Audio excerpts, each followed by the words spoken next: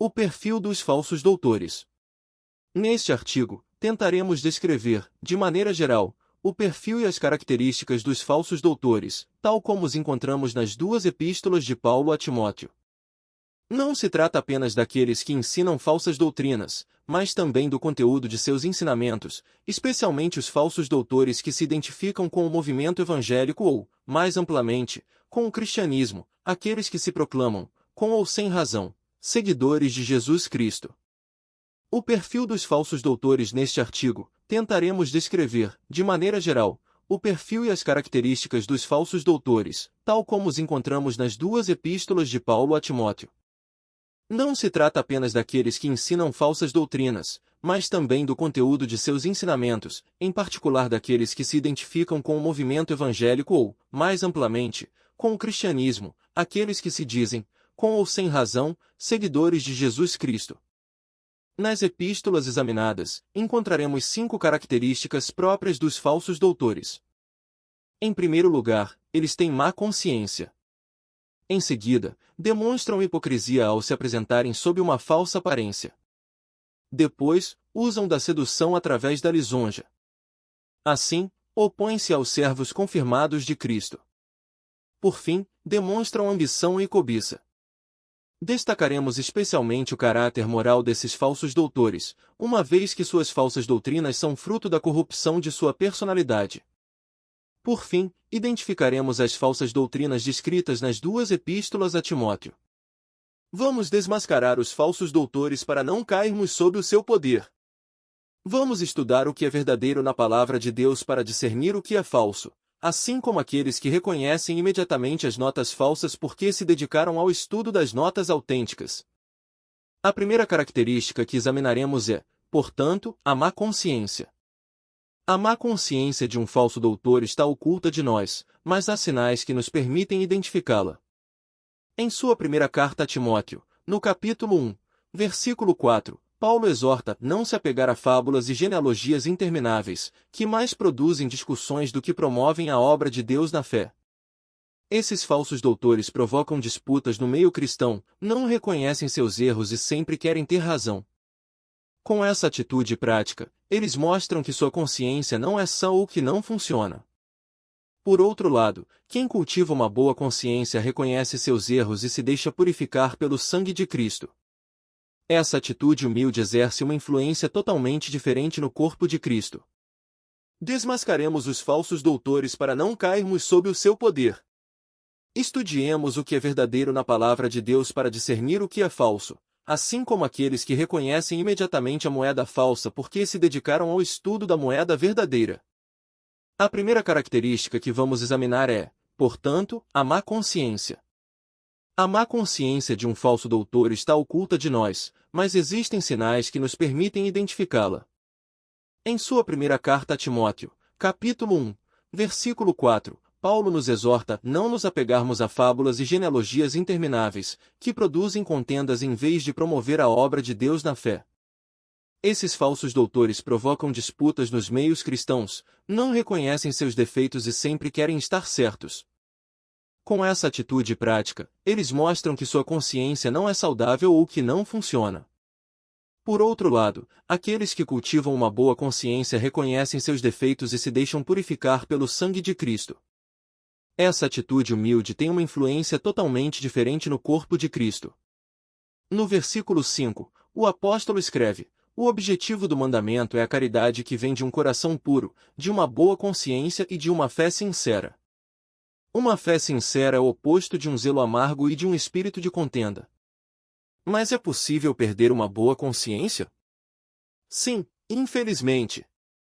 No versículo 19 do mesmo capítulo, Paulo diz: alguns perderam essa consciência e naufragaram na fé. Entre eles estão Himeneu e Alexandre, que entreguei a Satanás, para que aprendam a não blasfemar. Esses 2 homens foram além de disputas verbais. Eles tinham o desejo de ser doutores, mas permaneceram com sua má consciência.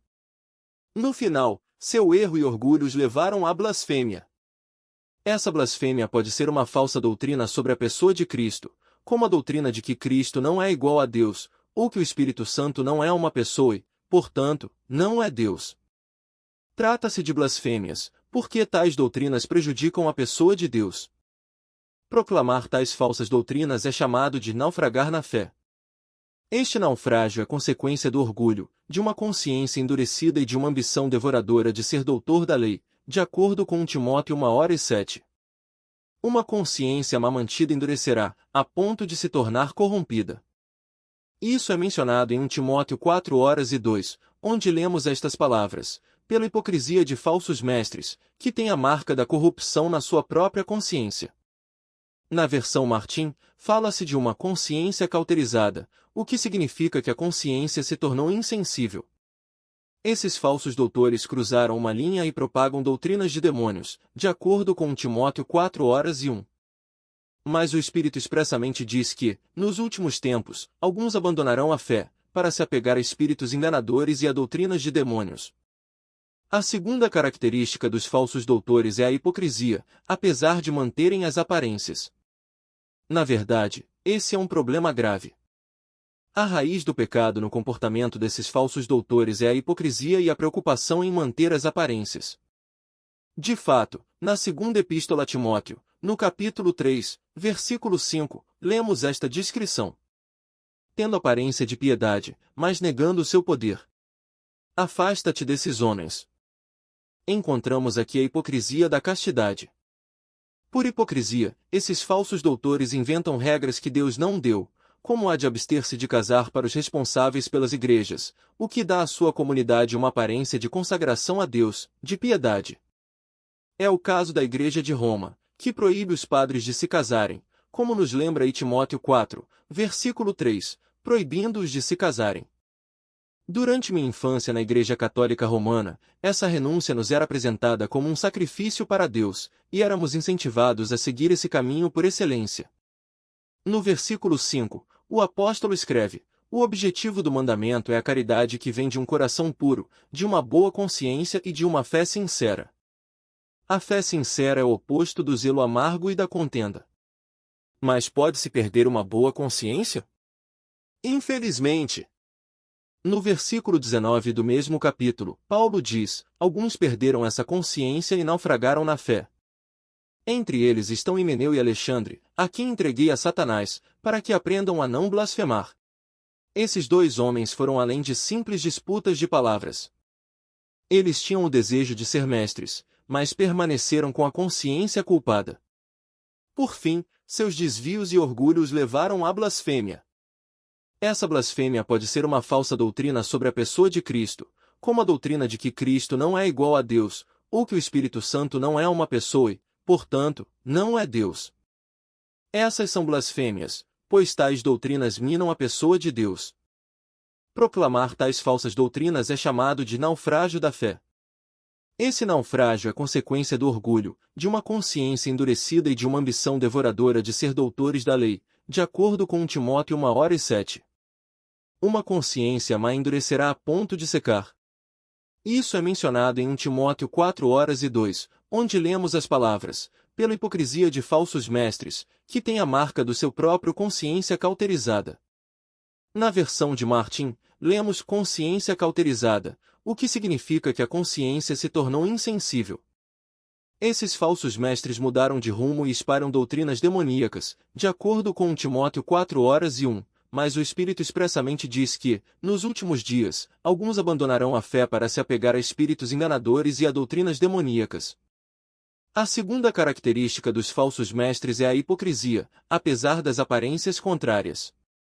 Na verdade, isso é um problema grave. A raiz do pecado no comportamento desses falsos doutores é a hipocrisia e o desejo de salvar as aparências. De fato, na segunda epístola a Timóteo, capítulo 3, versículo 5, lemos esta descrição: tendo aparência de piedade, mas negando o que a torna forte. Afasta-te desses homens. Encontramos aqui a hipocrisia da castidade. Por hipocrisia, esses falsos doutores inventam regras que Deus não deu, como a abstinência do casamento para os responsáveis da igreja, o que dá à sua comunidade uma aparência de consagração a Deus, de piedade. É o caso da Igreja de Roma, que proíbe os padres de se casarem, como nos lembram Timóteo 4, versículo 3, ordenando-lhes que não se casem. Quando cresci na Igreja Católica Romana, essa renúncia nos era apresentada como um sacrifício a Deus, e éramos encorajados a seguir esse caminho por excelência. Esse discurso inspirava ainda mais respeito. Este discurso inspirava-nos ainda mais respeito pelos padres. Mas, uma vez que esta prática é mantida de forma hipócrita, escondendo as quedas morais destes eclesiásticos, merece o título de doutrina de demônios. Isso leva as autoridades religiosas a esconder graves pecados de imoralidade sexual, abortos causados por essas práticas e até mesmo assassinatos de crianças recém-nascidas nos conventos. Hoje em dia, essas práticas são expostas à luz e denunciadas com razão, mas quem dirá o número de pessoas escandalizadas por esses abusos e que se afastaram definitivamente de Deus? Há também a hipocrisia da sobriedade. O motivo para exigir privações alimentares e outras regras é mostrar uma piedade exterior. No contexto do primeiro século, o regime vegetariano era recomendado. Paulo escreve em 1 Timóteo 4, versículo 3, proibindo-se de alimentos que Deus criou para serem comidos com ação de graças pelos fiéis e pelos que conheceram a verdade. Falemos da hipocrisia do legalismo ou da alienação familiar. De fato, o respeito ao sábado se torna uma condição para a salvação no adventismo. Em outras seitas ditas cristãs, exige-se o sacrifício dos laços familiares, sendo os únicos deveres para com a comunidade religiosa, e não para com a família, em desacordo com o quarto mandamento. Jesus descreveu esse fenômeno no Evangelho segundo Marcos, no capítulo 7, versículos 9 a 12. Vocês aniquilam muito bem o mandamento de Deus para guardar a sua tradição. Porque Moisés disse, honra teu pai e tua mãe. Quem amaldiçoar seu pai ou sua mãe será punido com a morte. Mas vós dizeis, se um homem disser a seu pai ou a sua mãe, o que eu poderia ter feito para te ajudar é Corban, isto é, uma oferta a Deus, não deixais que ele faça nada por seu pai ou por sua mãe. Podemos dizer que a religião e a hipocrisia muitas vezes andam de mãos dadas. Em nossas igrejas, devemos estar atentos para não impor regras extrabíblicas que os fiéis praticarão enquanto tentam esconder suas dificuldades reais na santificação. Refugiando-se sob o manto das regras cumpridas, podemos perder de vista o que agrada ao Senhor. Somos salvos pela graça, por meio da fé, sem as obras e não por meio da fé mais as obras. A terceira característica dos falsos doutores é sua arte de sedução que leva ao abandono da fé. Os falsos doutores sabem como agradar. Eles são reconhecíveis porque abandonam a fé para ensinar o que a maioria quer ouvir, de acordo com 2 Timóteo 4, versículo 3, porque virá tempo em que não suportarão a sã doutrina, mas, tendo comichão de ouvir coisas agradáveis, amontoarão para si doutores conforme as suas próprias concupiscências. A apostasia, ou o abandono da fé, levou-os à sedução e a tornarem-se eles próprios sedutores. Mas o Senhor exorta-nos em 1 Timóteo 4:7 a rejeitar as fábulas profanas e absurdas. Os falsos doutores seduzem com novas doutrinas. A sedução opera por meio de uma nova doutrina desconhecida da Bíblia. Um personagem já citado, Himeneu, e seu cúmplice Fileto, inventaram uma doutrina blasfema, definida em 2 Timóteo 2:18. Eles se desviaram da verdade, dizendo que a ressurreição já aconteceu, e subvertem a fé de alguns. Qual é o desafio doutrinário de dizer que a ressurreição já aconteceu? Eis o raciocínio dos falsos doutores. Eles dizem, na verdade, a ressurreição é apenas espiritual. Visto que a sua alma irá para o céu, você não precisa da ressurreição corporal. Portanto, você não precisa mais esperar a volta de Cristo para essa ressurreição corporal. Mas o que diz a palavra de Deus? Lemos em 1 Tessalonicenses 4, versículo 16, porque o próprio Senhor, com um sinal, com a voz de um arcanjo e com o som da trombeta de Deus, descerá do céu, e os mortos em Cristo ressuscitarão primeiro. Da mesma forma, em 1 Coríntios 15, versículo 52, aprendemos, num instante, num pisar de olhos, ao som da última trombeta. A trombeta soará, e os mortos ressuscitarão incorruptíveis, e nós seremos transformados. Se a ressurreição dos nossos corpos não acontecer, então não haverá juízo final. No entanto, em Atos 17, versículo 31, lemos que Deus fixou um dia em que julgará o mundo com justiça, por meio do homem que designou, e disso deu a todos uma prova certa, ressuscitando dentre os mortos. Se não houvesse ressurreição dos corpos, o próprio Jesus não teria precisado encarnar-se e morrer na cruz para ressuscitar. Nesse caso, o próprio Jesus teria sido um ser celestial, mas não Deus feito homem. Nesse caso, aquele que morreu na cruz seria outra pessoa.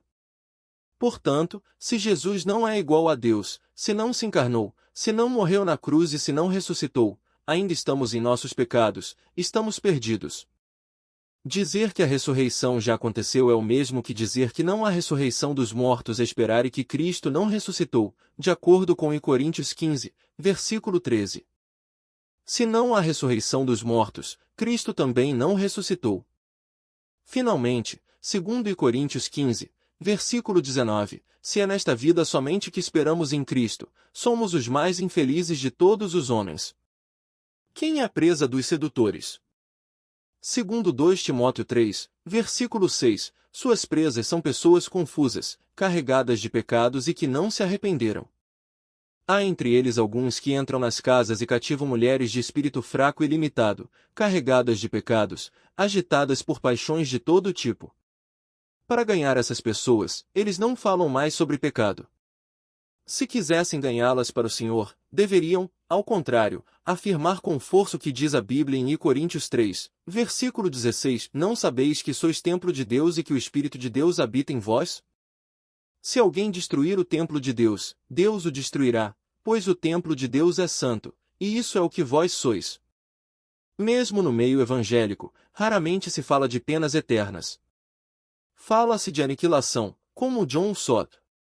De fato, a doutrina universalista está se espalhando, afirmando que, no final, todos serão salvos, negando assim o lago de fogo e enxofre para aqueles que não se arrependeram, que foi preparado para Satanás e seus anjos. A quarta característica dos falsos doutores é que eles se opõem aos verdadeiros servos de Deus. Depois de examinar suas atitudes de má consciência, hipocrisia e sedução, abordamos agora sua oposição frontal aos ministérios provados dos autênticos servos de Deus encarregados da pregação da palavra. O apóstolo Paulo nos dá um exemplo tirado do livro de Êxodo, em 2 Timóteo 3, versículo 8, da mesma forma que Janes e Jambres se opuseram a Moisés, assim também esses homens se opõem à verdade, sendo corruptos no entendimento, reprovados no que diz respeito à fé. Paulo cita 2 nomes de magos que imitaram os milagres do Senhor pelas mãos de Moisés, quando ele se apresentou diante do faraó. A intenção deles era mostrar que os deuses do Egito eram tão poderosos quanto o Deus de Israel. Os falsos profetas enfatizam os milagres, as curas, as profecias e a glossolalia para apoiar a autenticidade de suas palavras e se opor àqueles que anunciam sobriamente a palavra de Deus.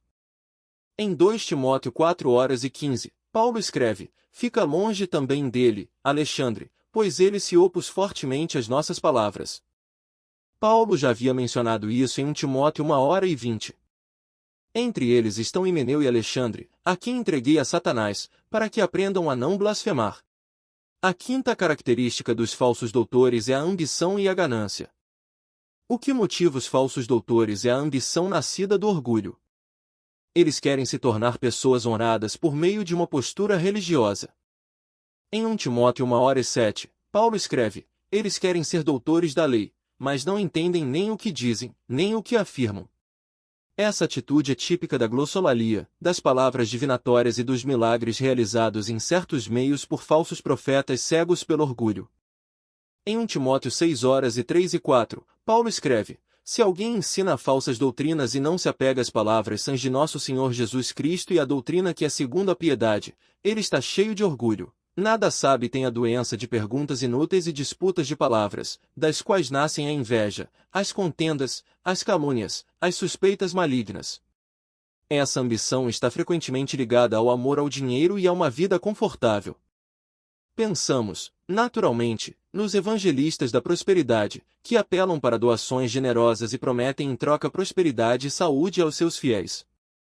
Muitas vezes, a sua busca pelo conforto terreno é proporcional ao seu orgulho, como o orgulho de viajar em jatos particulares. Em Timóteo 6:5, Paulo descreve as discussões vãs de homens corruptos de entendimento, privados da verdade e que acreditam que a piedade é fonte de ganho. Em conclusão, Jesus disse dos falsos doutores: pelos seus frutos os reconhecereis. Sejamos vigilantes para discernir as ações e os ensinamentos motivados pela má consciência, pela hipocrisia, pela sedução, pela oposição aos servos fiéis e pela ambição misturada com ganância. Já podemos discernir e julgar esses maus hábitos em nós mesmos, a fim de discernir os falsos profetas em seu comportamento. É preciso sempre comparar a doutrina deles com a da Bíblia. Tudo que vai contra a infalibilidade da Bíblia, sua historicidade no que diz respeito ao relato da criação, à queda do homem, ao dilúvio universal, à história de Israel, à divindade de Cristo, à sua morte na cruz, à sua ressurreição e ao seu retorno iminente deve nos alertar. A fidelidade doutrinária anda de mãos dadas com o comportamento ético. Portanto, estejamos vigilantes.